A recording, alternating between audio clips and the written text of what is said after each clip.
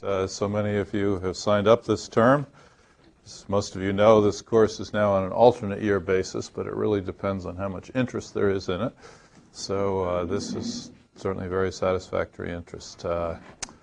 This morning, I'm just going to go through the information sheet and the logistics a little, tell you a little bit about the course, and then go through a very rapid pass through the first three chapters. So hang on to your seats. But first of all, the information. One thing I did not mention in the information sheet is that due to the sponsorship of OpenCourseWare and the department, we are going to have this class on TV, or videotaped, for OCW and the department archives. And I hope that's okay with everybody. I think at some point we'll send out a permission sheet. Does anyone anticipate having any problem with the camera lingering on them or the back of them from time to time? I don't think this is going to be an issue, but if it is, either mention it now or come up and see me privately. As I say, I think eventually you'll have to sign permission sheets. Our cameraman is Tom White. Let's give a hand to Tom. And he promises to be as unobtrusive as possible. Okay, there are 4 handouts this morning. I hope you have them all. First of all, the information sheet. Second, a little personal data sheet that I ask you to each fill out so we know who's in the class and a little bit about you. The first problem set, which is due a week from today. In general, problem sets will be due on Wednesdays and handed out on Wednesdays. And please do pass them in on time. We won't make any serious attempt to grade them if they don't come in on time. I'll mention our philosophy about problem sets in a little while. And then chapters 1 through 3, which are all sort of warm-up chapters.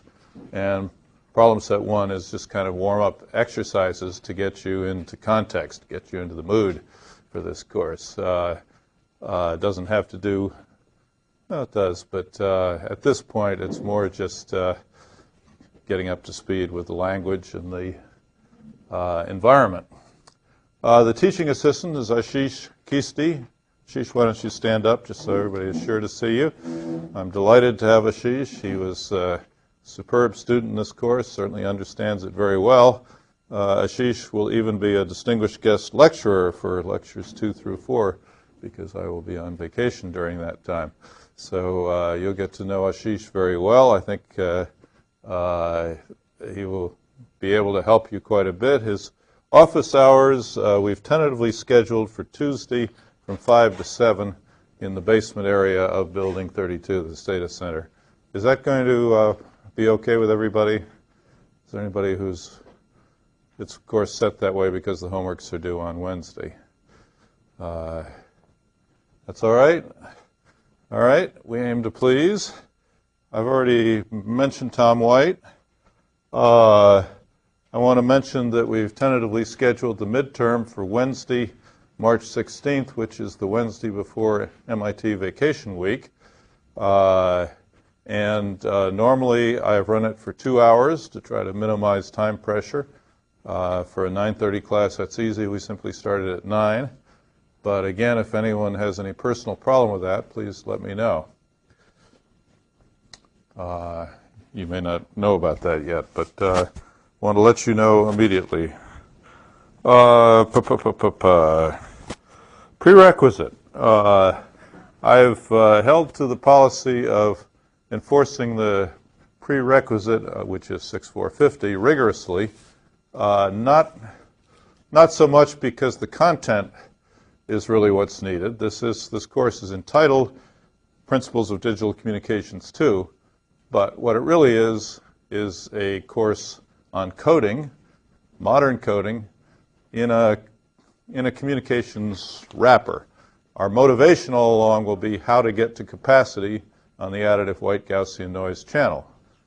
Within that story, we're going to develop all of the principal classes of codes that you would see in any coding course, but we're always going to be measuring them by how well they do on the on a particular communications channel, the canonical additive white Gaussian noise channel. But in fact, we're not going to use very much of what you had in 6450. The point of having taken 6450 is simply to be up to a certain amount of speed and sophistication in dealing with rather mathematical concepts. As you know, 450 is rather mathematical. Most of the Area 1 courses are rather mathematical. This one is rather mathematical. And if you simply aren't used to making logical arguments fairly quickly in a snap, you're going to have trouble with this course. So that's really the reason for a prerequisite. And I have found it's important to enforce it because we always get each year a couple of people who probably shouldn't be here. So is there anyone here who hasn't taken a version of 450 before? Yes. What's your name? Mestrup. Say again? Mestrup. Mestrup. I emailed you. Oh, you just say you emailed me Mestrup. Okay. And you had taken a couple of other very rigorous courses, and so I'm happy with your prerequisites. The registrar told me that Mekul Agarwal and Daniel Wang, that's you, and Andrew Cross have not had the prerequisites. Daniel, what's the story? I audited last semester, but I didn't take it. You audited 450. Okay. Perhaps we could talk after class about, in general, what courses you've taken and why you think you can keep up here. Yeah, okay. Okay. Or just let me know how you prefer to handle it. We can do that immediately after class in a corner of the classroom if you want. And are the other two people here? Agarwal? No? Cross? So they seem to have selected themselves out. All right, very good. And everyone else here has had 450. All righty. There's no text. Unfortunately, there really isn't any text that comes close to covering all the material we're going to cover. Many of the individual chapters in this course are covered by various textbooks, of course, in far greater depth than I am able to cover them here. So partly what you're getting from me is a selection of a thread of what you really need to know, at least first time through. Over the years, I've developed course notes of my own, which I'm now reasonably satisfied with, at least up through the last chapters, where we'll spend a little bit more time this year. And so I hope that that will be satisfactory. But I do give you some supplementary texts in here, and more are coming out all the time. And part of being a graduate student is understanding where to find supplementary material if you need to. So let me know if you ever want to know where can I read more about something. I'd be happy to give you a suggestion. Office hours, I already mentioned. Problem sets, they'll be weekly, except before the exam and except in the last week of the course. The purpose of the problem sets is for you to get practice in getting up to speed. If you don't use them that way, you're not using them correctly. Absolutely don't care if you do them together or whatever method is most effective for you to learn. These are intended for you to learn. I don't recommend going, and many of these have been offered in prior years, and the answers are to be found somewhere on the net or in somebody's library. But as you've heard in every other class, I don't recommend you're going about them that way. Not much weight is put on them in the grading. The TA or the grader will simply put a grade of 0, 1, or 2. We'll be happy to discuss any of them where you feel you didn't really get it or don't know how to get your arms around a particular problem. In fact, I wouldn't put any weight on the homeworks except that every year students say, well, if you put 0% on the problem sets, then we won't do them. And so I put 15% on the problem sets. But in fact, the problem sets, we do get an idea of how engaged you are in the course and how much you're getting it from the problem sets. That's important feedback, both generally for the class and individually for each of you. You know, if there have been cases where somebody is just copying the problem set from the previous year every week, and then we can pretty well predict that they'll bomb out on the midterm, and they do. So anyway, you've been at MIT a while. This is pretty much a standard philosophy, I think, at least in Area 1. Any questions about what I just said? No. For the midterm, scheduled for 2 hours in the Wednesday, the last class before the vacation, counts for 1/3. The final will be scheduled during finals week. I don't have control over that. It'll count for 1/2. Basically, the grade comes from adding up your scores on those two things, doing a scatter chart and trying to make some intelligent guess. Usually we get a little more than half A's, a little less than half B's, but I don't have any fixed number in mind for that. It's really, I try to do it based on how you do, using pluses and minuses for decoration. I don't know, again, I think it's like what you see in every other course. All right, the topics. What's going to be different about 6.451 this year from 2003, which is the last time it was offered, or previous years? Not too much. Basically, this course, originally there was a single course which covered 6.450 and 451. It evolved, got split into two courses, and this course has pretty much become a coding course. So you are here because you're interested in coding, in particular for communications.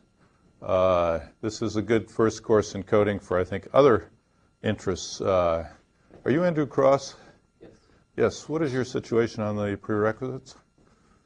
I should be allowed to take the classes in You, an equivalent of 6.450. okay, let's talk about it afterwards. All right.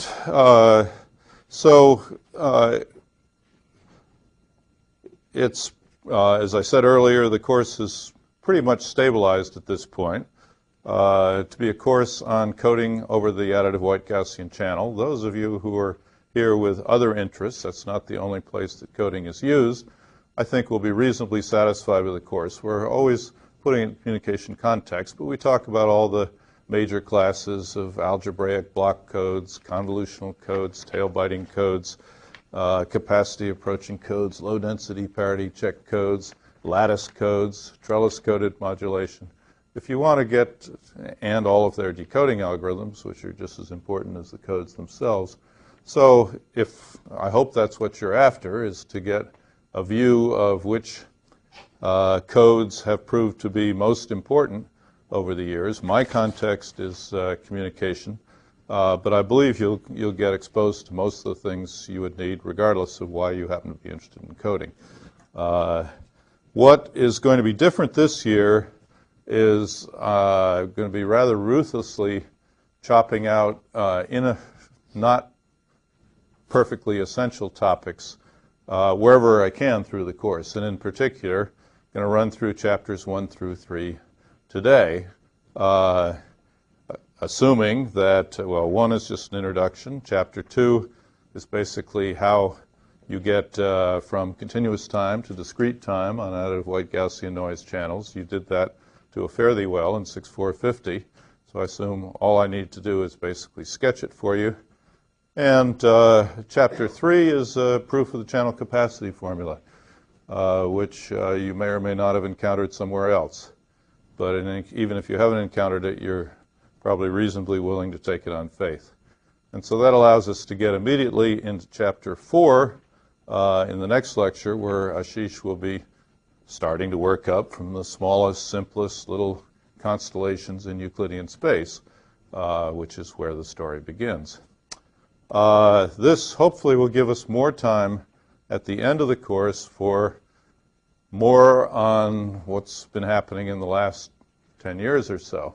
First of all, a much more analytical treatment of capacity approaching codes than I've been able to give in the past. The real theory, how do you design them, how do they perform, some more details, enough so that you could go ahead and implement them, I believe, and analyze them and optimize them. And that's, I think, really important in this course, not just because that's the way people are doing coding these days, but also because that's the end of the story. After 50 years, we finally did get to channel capacity, and this was the way we got there. In addition, if we really do well, we'll be able to do at least a week, maybe 2 weeks, on codes for band-limited channels where you need to go beyond binary. You need to send codes, at least symbols, that have many levels on them, not binary levels, in order to send it at high spectral efficiencies, many bits per second per hertz, which is, of course, what you want for most wireless or wireline channels. You are able to send lots of bits per second per hertz. How do we do that? Again, hopefully getting to capacity. And finally, I always offer the teaser, and for at least 5 years I haven't been able to get there.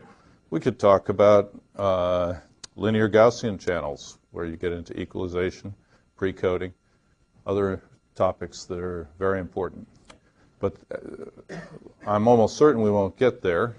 And in addition, this subject is kind of a scalar version of what's done to a fairly well in a matrix way in the wireless course, 6452, which is taught in the next classroom in the next hour and a half. So I anticipate in future the whole equalization and pre-coding, intellectually it should be merged with wireless because they do matrix versions of all of that. On the other hand, it forms a part of this story, which is just basically point-to-point transmission over the additive white Gaussian noise channel. All right, I very much encourage questions and feedback, and I'm always willing to be distracted, tell stories, respond to just what's on your mind. It's much more fun for me and probably helps you too. Does anybody have any questions at this point, or observations, or?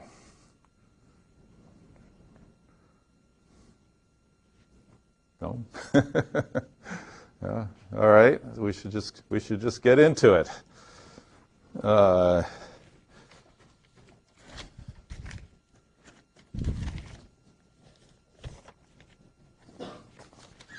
Okay. As I say, I always like to be thinking of this from a communications design point of view. We are engineers. I am a communications engineer and theorist. And what's the design problem that we're really trying to solve in this course? The design problem is that somebody, your boss or the FCC or somebody, gives you a channel, which usually involves some set of frequencies and over some physical medium, and says, okay, I want you to design a communications device, a modem, to get as much digital information over that channel as you can. All right, so in Chapter 1 we talk about a couple of channels which have been very important for the development of coding. One, for instance, the deep space channel. The deep space channel, what's the problem? You have highly power-limited satellite way out there. It's got a little tiny antenna.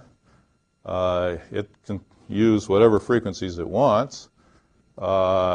It's talking to a huge 140-foot dish or whatever somewhere in Pasadena or somewhere else around the world. And that's basically the channel. And you can send any waveform you like, subject really to power limitation. This is an extreme example of a power-limited channel. how do we characterize such a channel? Well, frequencies are unlimited, but the signal-noise ratio is very poor. You get a very tiny signal, and you get noise in the antenna front end, which they've done everything they can to reduce it. They've cooled it to a few degrees above zero and so forth. Nonetheless, the front-end noise in the very first stages of amplification are what is the noise, and you've basically got to transmit through that. So you have a pure additive white Gaussian noise channel, which we will always write as the output of the channel, y of t, is the input, x of t, plus the noise, n of t, which is additive, independent of the signal, and white. Spectrum can be taken to be flat. All right, and what else do we have? We have that this has some average power P, and this has some noise power spectral density,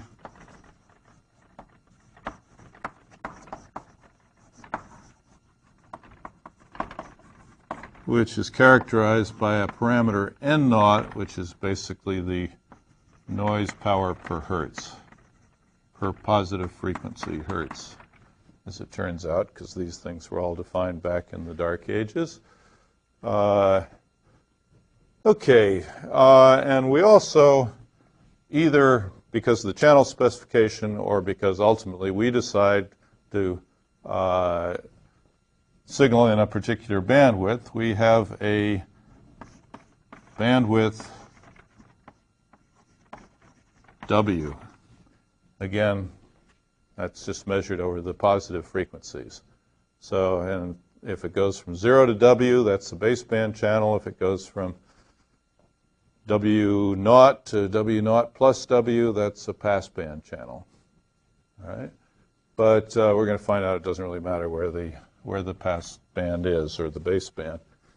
So those are three parameters that specify an additive white Gaussian noise channel, and we can aggregate them into a signal-noise ratio. A signal-noise ratio is just the ratio of a signal power to a noise power. In this case, the signal power by definition is P. The noise power, it's n naught per hertz. We're going across W hertz. So by the way we define n naught, the signal-noise ratio is just P over n naught W. That's the amount of noise power in the band. And there's an implicit assumption here that only the noise in the band concerns you. And it's one of the key results of 6450 or equivalent courses that out-of-band noise is irrelevant. Gives you no information about what's in band, so you may as well filter it out. And therefore, we don't have to count any noise power that's outside the signal transmission band, or the signal space, as we would say.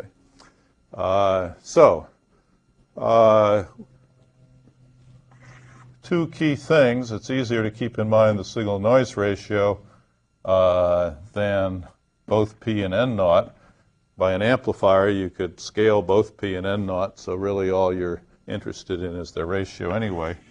So we have these two key parameters for a additive white Gaussian noise channel. All right, a more typical kind of design problem is, say, the telephone line the telephone line modem, which is something in which I spent a good part of my career. Your boss says, okay, I want you to build me a modem that sends as much data as possible over telephone lines. All right, how would you approach that problem?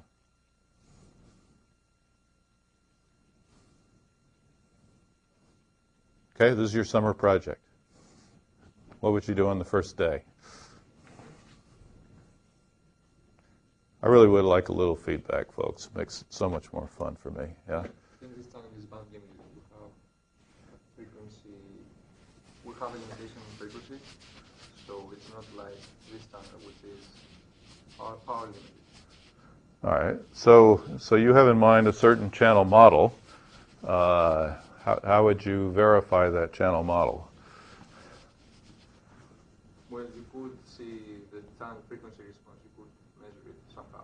You could estimate it. Yeah, you could take a sine wave generator and run it across the frequencies and see how much gets through at the receiver, and you could plot some kind of channel response, which for a particular telephone channel might go something like that. Turns out telephone channels are designed so that they have no transmission above 4 kilohertz. It's because we sample them 8,000 times a second inside the network. They're also designed to have no DC response, so this might go from, well, I'm just drawing some generic response in dB. I'll give you my dB lecture later. 300 to 3,800 hertz might be something like that. And of course, if you measured another channel, would it be exactly the same? No, but it might be roughly the same. I mean, all these channels are engineered to pass human voice. All right, and in particular, there are now international standards that say it's got to pass at least between here and here with pretty good fidelity. All right, so that's the first thing you do. You develop a model of the channel. And the key things about it, first order, are it's nearly a linear channel. What you put in will nearly come out. It has a certain bandwidth, which is somewhere between 2,400, we used to say way back in the 60s. Nowadays, we might say we can actually get through 3,600, 3,700 hertz, but that's what the order of the channel bandwidth is. So we have, say, W equals 3,700 hertz. And then, of course, we have some noise. If we didn't have any noise, how many bits per second could we get through here? Hello? Infinite, right. We could send one number with infinite precision, and that would communicate the entire file that we wanted to send. So we have a signal-to-noise ratio. It's questionable whether the noise is totally Gaussian. You've heard a telephone channel, and you know it's some weird stuff. But this is what a kind of normal telephone channel would look like. I should say greater than this. Nowadays, used to be not nearly as good, or I shouldn't say nowadays. This was true about 10 years ago. Nowadays, everybody's using cell phones, and these things have all gotten terrible again. All right, so please do not design your modem for a cell phone. Let's talk a nice wired connection into the wall. Okay, so that's the first gross characterization of this channel. What would you then do on the second day of your summer project?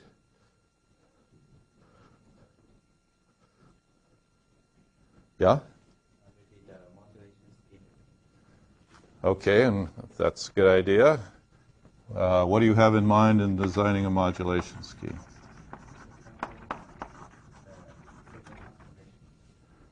A signal constellation. All right. What signal constellation are you going to use? PAM? QAM? Yeah. What would control your choice? ISI might. This is not a channel, doesn't have a flat response. We might, let's say we've actually developed a model where y of t is x of t going through a linear filter convolved with some response h of t plus n of t. So what we transmit gets filtered, we add noise to it, and that's what we see at the output. This is the first order model.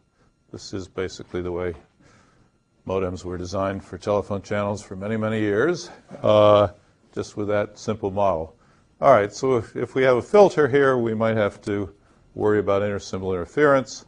But you're not quite back at the basic level. Let's suppose we decide that the channel is reliable just within some particular frequency band W, and within that band, it's more or less flat. All right, when I talk about white Gaussian noise, I'm always going to mean that the noise spectral density and the channel response are flat within the given bandwidth. All right, so I'm not going to have to worry about ISI at this level. Of course, I will in my telephone line modem. Yeah? So if we want high speed, then we would go to bandwidth efficient modulation schemes, like, as you mentioned, 2AM, 3AM. Yeah? So we want the rate over W to be greater than 1, right? I suppose. I mean, do you have enough information to say?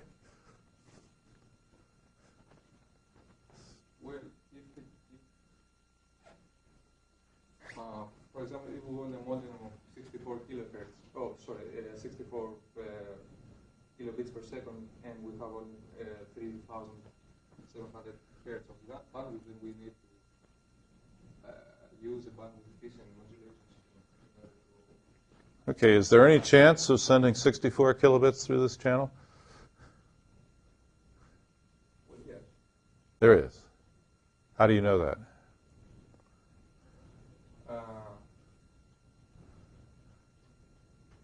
If you use, since the channel is ideal in this manner and we are not concerned with ISI, then we could easily employ QEM, say 32 level constellation and achieve it. All right, so that would be 32 level that would be 5 bits per hertz, basically, talking in terms of spectral efficiency. So this would be Times even 4,000 kilohertz, that only gives you 20. then higher Then higher level, level. 1,024 level QAM. But what's going to limit you? I mean, why not make it 1,000,000 level? Oh, the power, of course. The signal-to-noise ratio, all right? Yeah. Okay. Well, I suggest what you do on your second day is you start thinking about, on the one hand, simple modulation schemes. And I would say 32 QAM is simple in the context of this course. It has no coding, but just kind of give yourself a baseline of what might work. But another very good thing to do is to establish an upper limit. Now, it's kind of amazing that we can do this. Up to 1948, no one would have thought that it was reasonable to say, well, there's a certain upper limit on what we could ever transmit through this channel. The idea was if you transmitted fast, you'd make a lot of errors. If you slowed down, you'd make fewer errors. And, you know, there's no hard and fast limit. But, of course, what Shannon did was to show that for mathematically well-specified channels, of which this is one, there is a certain limiting data rate called the channel capacity.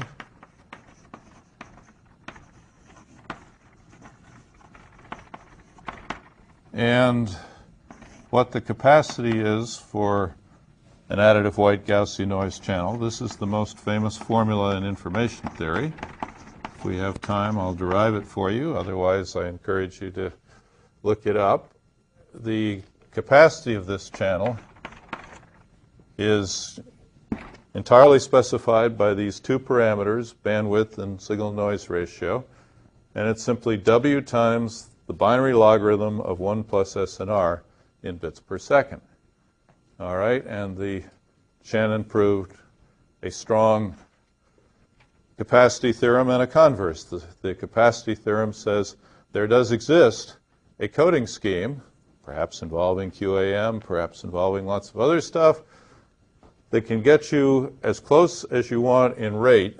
For any rate less than capacity, there exists a, let's say, a coding / modulation scheme, / modulation / detection / decoding scheme such that the probability of error is less than or equal to epsilon, where epsilon can be chosen as any arbitrarily small number.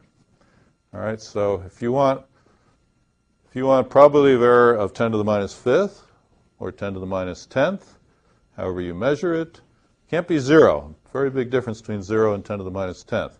But if you want probability of error less than 10 to the minus 10th, then Shannon says there exists a scheme that can get there as long as your rate is less than this capacity or Shannon limit.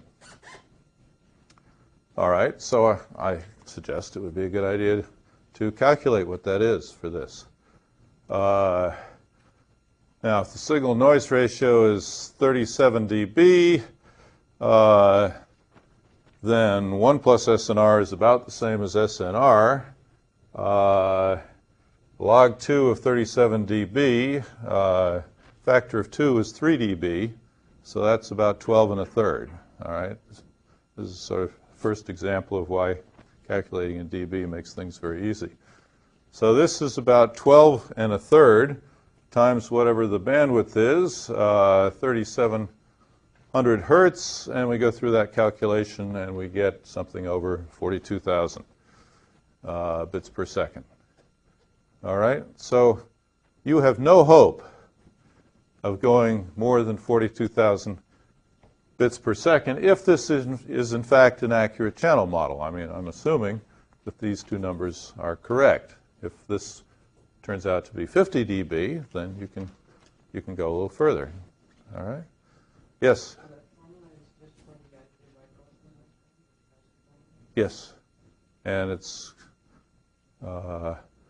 really only true for a perfectly flat channel that satisfies the complete mathematical definition of white Gaussian noise channel within the band. I'm shocked to find that this is, lots of people get through MIT communications course and never see a proof of this formula. This is about as fundamental as you can get. That's why I include one in this course. Or perhaps you've never even seen the formula before. Certainly don't understand where it's valid and where it's not valid. Okay, so on the other hand, we might try something like 32 QAM. If we know something about that, we make it so that it fits in here. We find that we can get maybe 5 bits per second per hertz. That's something called spectral efficiency, which in this course we'll always designate by rho, that we can get maybe 3,000 hertz without having to worry about filtering too much. So we're going to have a system that sends 3,000 QAM symbols per second, 3,000 two-dimensional signals per second, each one carrying 5 bits. And so with that, we'll get 15,000 bits per second. So these kind of establish the alpha and omega, the baseline and the ultimate limit of what we could do over this channel. With a simple uncoded scheme, we would check that we can in fact get our desired error rate at the signal-noise ratio that we have here. So we know without sweating hard we could get 15,000 bits per second. Shannon says we could get 42,000 bits per second. Maybe we want to put a little coding in there. How does Shannon say you could get to this marvelous rate? He says, well, what you need to do is to choose a very, very long code. If you choose it in the right way and decode it in the right way, then I can prove to you that your probability of error will be very small. Of course, Shannon's proof is not constructive at all. If you've ever seen it, it involves just choosing a code at random, decoding it exhaustively by simply looking at all the 2 to the NR code words and finding which one is closest to the received signal, and that's not very practical. So there's nothing, in that sense, practical about Shannon's theorem. But Shannon says the way you get there is you code. What is coding? Coding is introducing constraints into your transmission. Uncoded is where you just send an independent 5 bits in every symbol, and the next symbol is newly, you choose it new. So there's no dependencies between the symbols. It's just one-shot communication again and again and again. Coding is introducing constraints. From Shannon, it's clear you need to introduce constraints over very, very long sequences. Basically, what we do is we take some alphabet of all the sequences that we could possibly send. Maybe the alphabet is all 1024 QAM sequences that we could possibly send. And then the code, by the code, we say we weed out a lot of those sequences. So we only send a small subset of all the sequences that we might have sent.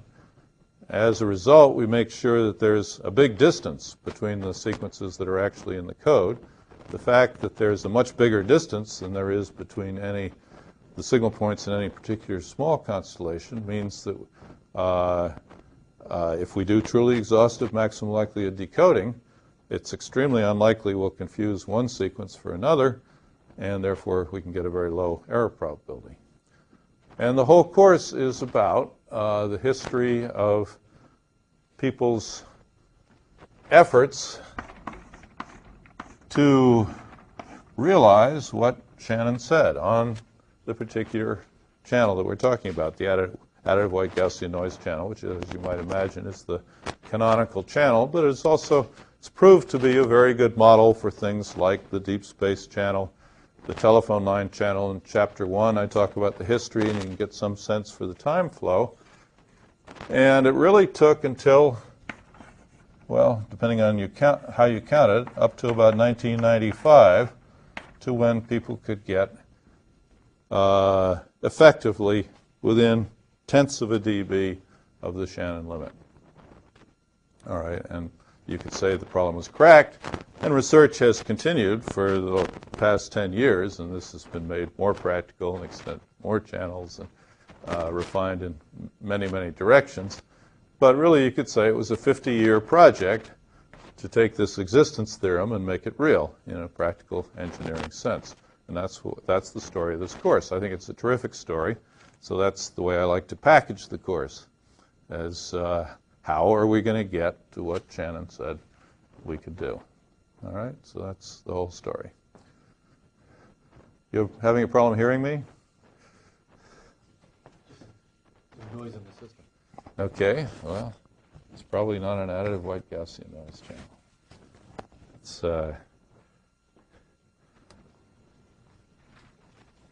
one of the things about an additive white Gaussian noise channel is there's no dependence in it, time dependence in it. So a third channel of very great practical interest these days is, say, a wireless channel, a radio channel. Let's imagine it's a single user channel. Everybody in this, everything in this course is going to be single user, point to point. But nonetheless, the FCC has said we can have 5 megahertz. All right, and we got to stay within that 5 megahertz up to some little slop over that won't bother anybody. And again, your design problem could be, well, how do you send as much data as possible through a 5 megahertz wireless channel? If you take the wireless course, and I encourage you to do that, or even if you listen to the last couple of lectures, I think, in 450, you know that there's a big difference in the wireless channel in that it's time varying. In particular, it has fading. All right, so sometimes it's good and sometimes it's bad. You have outages, not characteristic of the telephone line and the deep space channel. So that introduces, well, a whole lot, many more considerations. I'm not going to be talking about that in this course. For that course, it's held in the next room immediately following this one, and I think it's an excellent course. Okay, so that's that's the story of the course. We're going to go from day one knowing nothing about how to signal through this channel, except maybe we've taken some course that's introduced to us words like PAM and QAM. And by the end of the course, we're going to know how to go at the Shannon limit. And we're going to know a whole lot of techniques at that point. We're going to know how to code. We're going to know how to decode, at least some representative examples, which I've chosen to be from the ones that have been the most useful in practice, and they also tend to be the most interesting in theory. Okay, is that clear?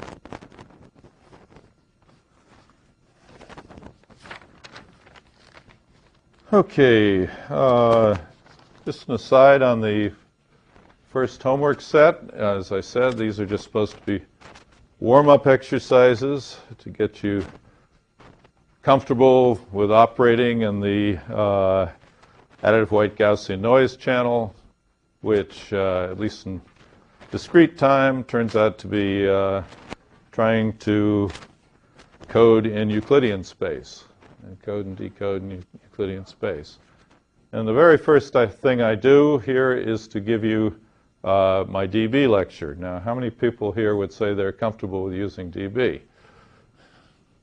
Nobody. Okay.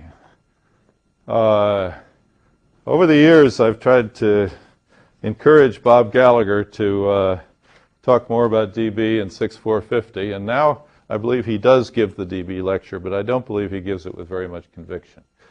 All right. I am convinced that dB are a very useful thing to know about, and I think Bob had a bad experience with dB early in life is really what the problem is.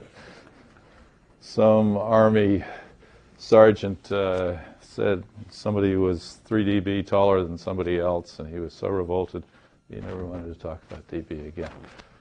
Okay, dB, which stands for decibel, 1/10 of a bell, which the reason B is capitalized is it is after somebody's name, Alexander Graham Bell, are very useful whenever you want to use logarithms.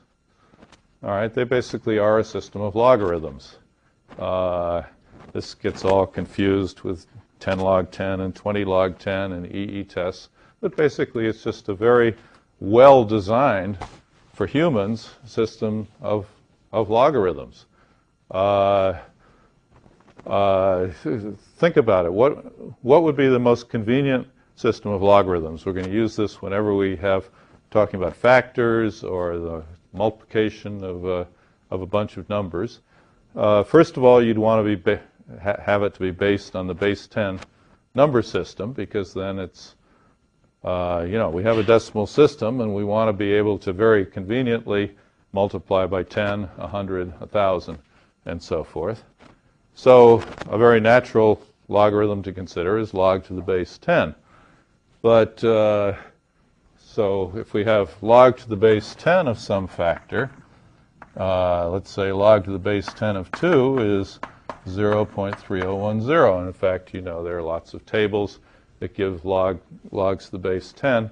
But it's just not so easy to remember that the log to the base 10 of 2 is 0.3. Basically, if we take the log to the base 10 of the whole range from, say, 1 to 10, that's really all we have to know, because all we need is one factor of 10. This goes from 0 to 1. Okay, what we'd really like to do is to spread this out for human factors engineering. We'd like to take 10 to the base 10, which will now map the range from 1 to 10 into a nice interval from 0 to 10. That's very easy for people to understand. And 10 to the log 10 of 2 is 3.01, so forth. Okay, so that's why we say a factor of 2 is equal to 3 dB. I find it's always helpful to say a factor of when talking about dB, just to remind ourselves we're always talking about a multiplicative factor. So a factor of alpha is 10 log 10 alpha dB. Now, most of you are mathematically sophisticated enough to know that this is basically the same thing as saying log to the base 10 to the 1/10 of alpha. So we're really using a base here, which is 10 to the 1/10, 0.1, which is about 1.25, something or other. So the number whose 1 dB is which is beta to the 1, is about 1.25. All right. So we're just using a log to a certain base, which is very convenient. The base is 10 to the 1/10. All right. And there's nothing. That's all it is. All right. Beyond that, it's not very mysterious. So I think it's very useful just to remember a little table. Alpha of 1 is how much in dB? It's 0. Or I write it two ways. Round numbers, or in any system, it's that. 1.25 is about 1 dB. 2 is 3 dB. Let's see. 3 is about 4.8 dB. 4 is what? 4 is just 2 squared, so that has to be 6 dB.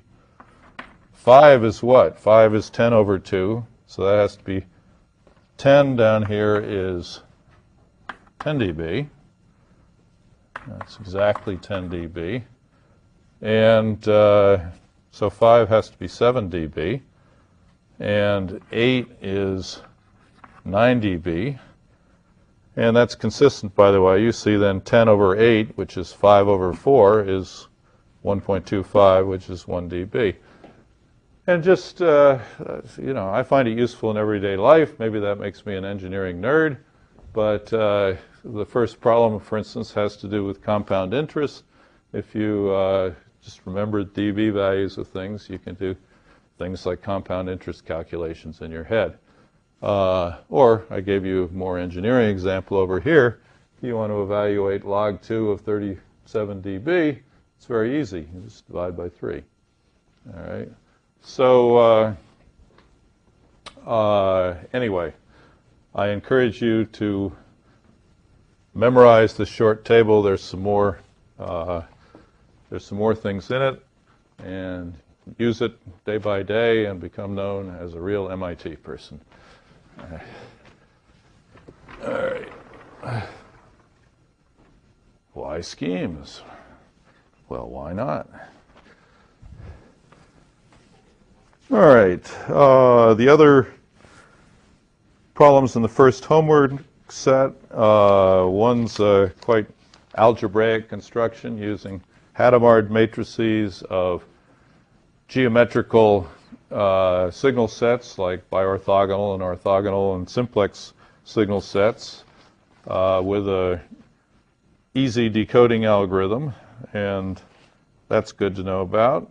Next one is a QAM problem, asking you to look at various arrangements of signal points in 2 dimensions and try to find the best ones for various criteria.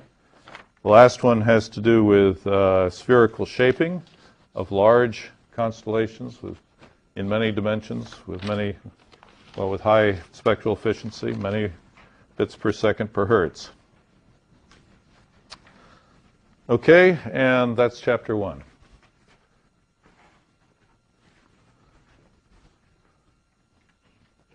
Okay, chapter 2 we'll do very quickly, and then I can see we're not going to get to chapter 3 at all, and that's fine. You can read it.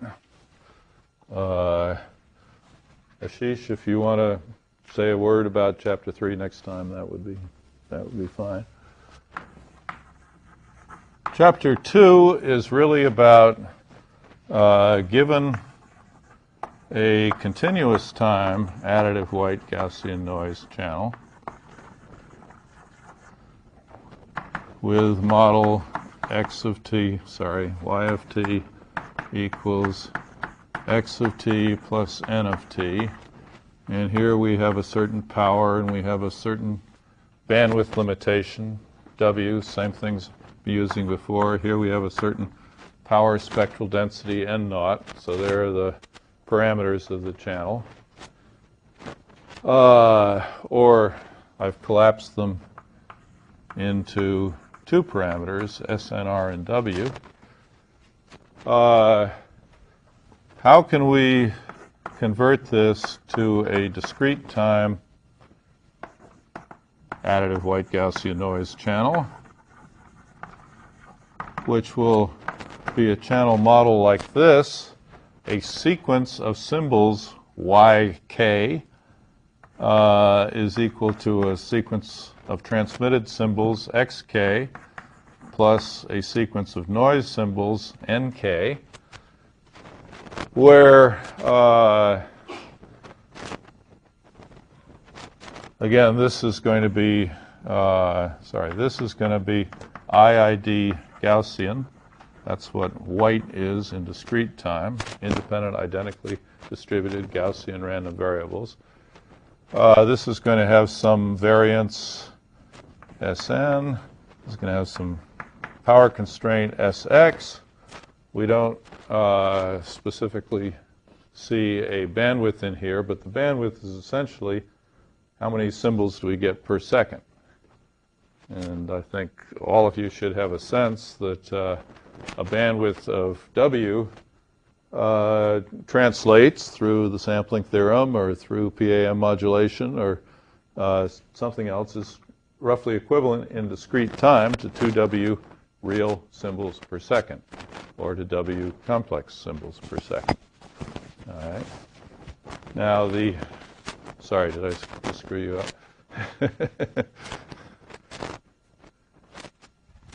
Do we need to readjust or?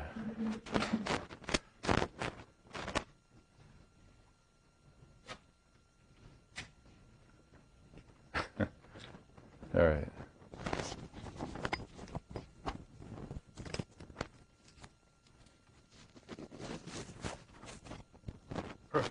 All right. Perfect. There's a particular way we can, so we're going to show these two, the continuous time and the discrete time channel. One can, if we have a continuous time channel, we can get a discrete time channel like that where the values of the parameters, the signal-noise ratio, for instance, translate in a natural way. They're the same. And furthermore, where we carry as much information on the discrete time channel as we do on the continuous time channel, so there's no loss of optimality or generality in doing this. Now, you've all, with a couple of exceptions, taken 6450, so you know how to do this. One way of doing this in a fairly engineering sense is orthonormal PAM, pulse amplitude modulation. And you should know how this goes. We're going to take in a sequence X, which I might write out as a sequence of real symbol levels, XK, perhaps chosen from a PAM alphabet. I'm not even going to specify. And what do I need to know here? This is going to be at 2W symbols per second, real symbols per second. Okay, that's my transmitted sequence that I want to get to the other end. PAM modulator. So this is PAM modulator is specified by a certain pulse response, P of t, and I'm going to require that this be orthonormal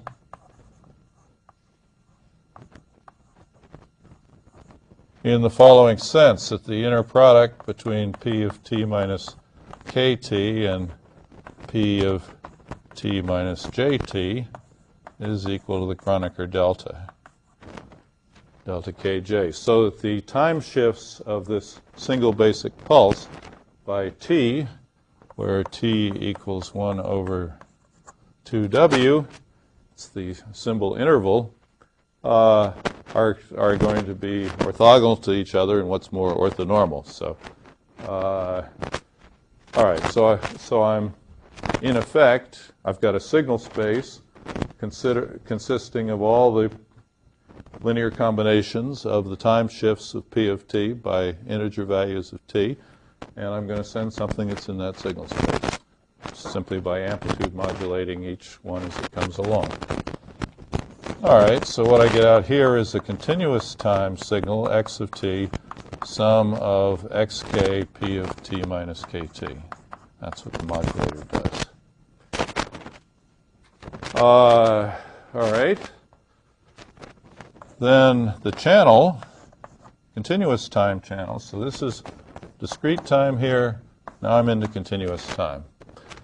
The channel is going to add white Gaussian noise n of t with n naught power spectral density to give me channel output. Y of t is x of t plus n of t. And now I need a receiver to get back to discrete time. The receiver will simply be a sampled matched filter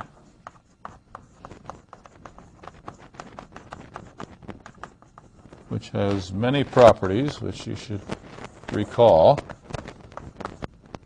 Physically, what does it look like? We pass y of t through p of minus t. The match filter is turned around in time. What it's doing is performing an inner product. We then sample at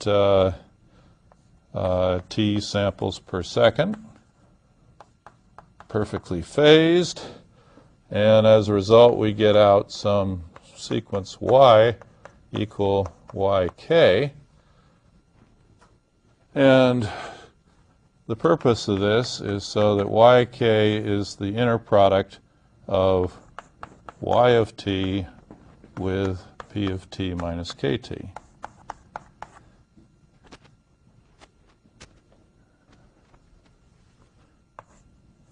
Okay, and you should be aware that this is a realization of this.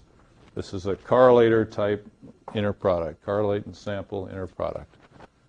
All right. So what are some of the properties that you developed ad nauseum in 6450? First of all, if we take the signal part of this, and we have the phasing right, the sampling phasing right, what do we get out for the signal part of yk? All right, we have x of t is this. If we correlate that against, let me say, p of t minus jt, for all j, we're going to get 0 for everything except for the desired sample. For the desired sample, we're just going to get the desired sample out. So from this, we get yk is equal to xk plus a noise term, nk. In other words, there's no intersymbol interference. All right. The noise term, this is basically by taking these inner products, what are these? These are the coefficients of yk in the signal space.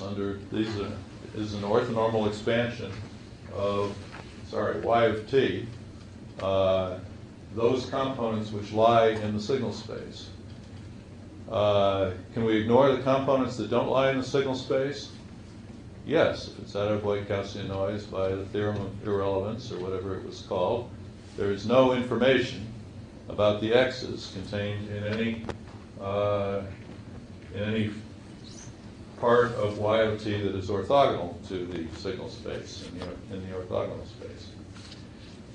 So we simply take the parts that are in the signal space, and another property is if this is white Gaussian noise, then nk is simply an IID jointly Gaussian sequence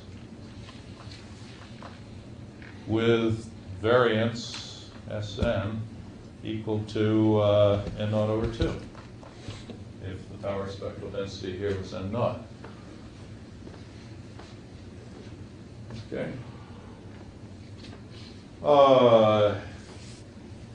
And one other property I should have mentioned here is that, again, by the orthonormal property, as you would think intuitively, if we send 2W symbols per second and each one is limited to power Sx, then this will have power 2W Sx. Power is the same in discrete time and continuous time. So, what do I get? Let me now show the SNR. We compute it in discrete time and in continuous time.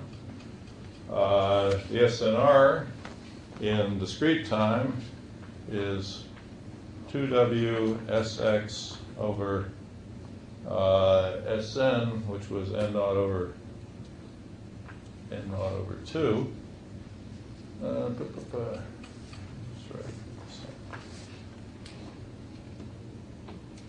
I'm not seeing the 2's fall in the right place. What am I doing wrong? So this is the power.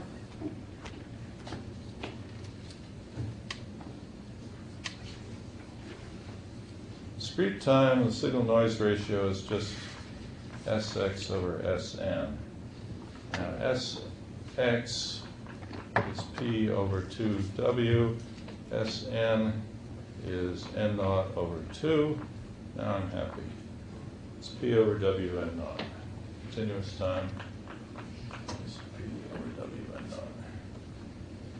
Okay, the point is the signal noise ratio is the same. In discrete time,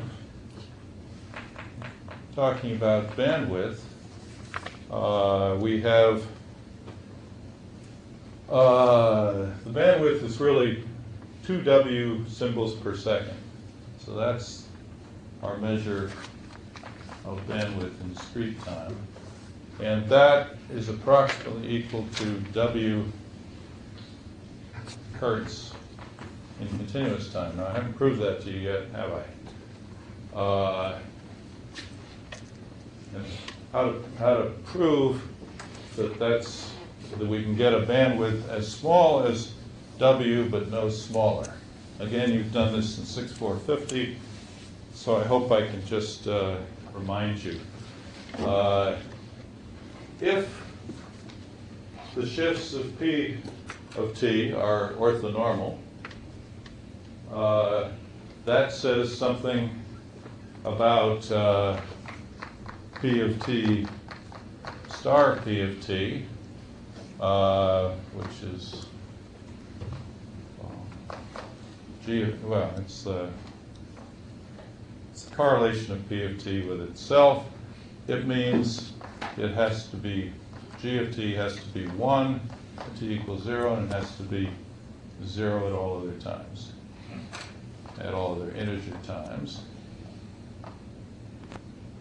which means the Fourier transform, power spectral density of P of T, it has to satisfy the aliasing theorem, or the zero ISI, the Nyquist criterion for zero ISI, which basically means the aliased version of the power spectral density of this has to add up to a perfect brick wall response between 1 over 2t minus 1 over 2t and 1 over 2t in the frequency domain. And there are simple ways to make it do that, which is simply to have a roll-off, a real frequency response, with a roll-off that's really as sharp as you like above 1 over 2t. But so we can say the nominal Nyquist bandwidth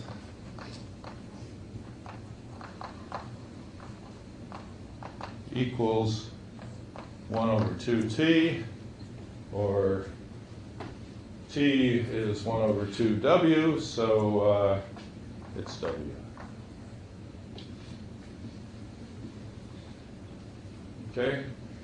So the moral of this is that we can design orthonormal pulses if we have a simple interval of t equals 1 over 2w. We can design an orthonormal signal set that satisfies this condition as long for any bandwidth that's not much greater than w. All right, and it's obvious from the aliasing theorem that we can't do it if we try to choose some bandwidth that's less than w. So that's what justifies our saying if we have 2m symbols per second, we're going to have to use at least w hertz of bandwidth, but we don't have to use very much more than w hertz of bandwidth if we're using orthonormal PAM as our signaling scheme. So we call this the nominal bandwidth. In real life, there'll be a little roll-off, 5%, 10%, and that's a fudge factor going from discrete time to continuous time, but it's fair because we can get as close to w as we like. Certainly in the approaching Shannon limit, theoretically, we would consider we can get as close to w as we need to, as it's specified. All right. So there's one other parameter that Ashish is going to be talking a lot more about in the next lectures, which is called spectral efficiency. So far, I haven't told you what information the sequence of symbols is carrying. But let's suppose it's carrying r bits per second. All right, we have a modem. It's 64,000 bits per second modem, whatever. R is 64,000, or whatever it is. My objective is to make r as high as possible, subject to the Shannon limit. If I am sending r bits per second across a channel which is w hertz wide, in continuous time, I'm simply going to define, I'm always going to write this as rho, and I'm going to write it as simply the rate divided by the bandwidth. So in my telephone line case, for instance, if I was sending 40,000 bits per second in 3,700 hertz bandwidth, I'd be sending 12 bits per second per hertz. That's the way we say that. All right? That's clearly a key thing. How much data can I jam in? We expect it to go linearly with the bandwidth. Rho is the measure of how much data per unit of bandwidth. All right? What does that translate into in discrete time? Well, I'm dividing up this rate into 2w symbols per second. How many bits am I sending per symbol? I'm sending r over 2w per symbol. So it's simply rho over 2 bits per symbol, or since I'm always going to be thinking of Euclidean space, I will often write that as dimension. Rho over 2 bits per dimension. All right, well, that's not the exact translation I'd like. I'd like to talk in terms of rho. So here, rho can be evaluated as the number of bits I'm sending per 2 symbols, or per 2 dimensions. All right? So for the discrete time system, my measure of spectral efficiency is just going to be the number of bits I'm sending every 2 dimensions. It turns out as you get into this game, you feel that 2 dimensions are more fundamental than 1 dimension, which may be a manifestation of the fact that complex is more fundamental than real. Really, we want to talk about the amount of information we're sending per a single complex dimension, or we could say two real dimensions. Geometrically, they amount to the same thing. Again, in the notes, there are discussions about how you go back and forth and so forth. So the bottom line here is that we can talk about spectral efficiency, which is obviously a continuous time concept, but we can talk about it in the discrete time domain. And what it's going to mean simply is the rate that we're managing to send by a particular scheme in bits per two dimensions. For instance, 32 QAM has a spectral efficiency of